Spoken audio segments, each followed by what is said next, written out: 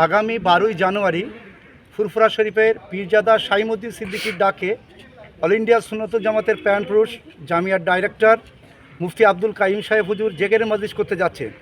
সেখানে all India সুন্নতুল জামাতের ভক্ত অনুভক্তরা কিভাবে যাবেন, প্রস্তুতি কিভাবে নিয়েছেন? আসসালামু আলাইকুম প্রিয় দেশবাসী।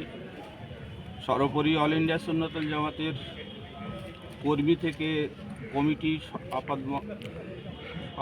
আপাত যা দৃষ্টিতে সমস্ত রকমের, সমস্ত ধরনের, সমস্ত কোয়ালিটির সদস্যবৃন্দ যারা ভক্ত অনুরক্ত, তাদের কাছে আমাদের একান্ত আবেদন, সংগঠনের পক্ষ থেকে আপনারা নির্দিষ্ট আমরা যাব ইনশাল্লাহ, এটা তো পরিষ্কারই।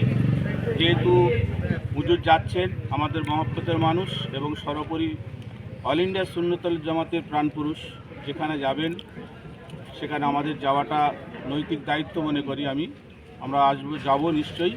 সেক্ষেত্রে আমরা যারা যাব, আমরা এক কথায় এমনভাবে যাব বা এমনভাবে আসব অন্যের ক্ষতির কারণ যেন না হয়। সাবধানতার সঙ্গে যাব, সাবধানতার সঙ্গে আসব। সেখানে আমরা যাব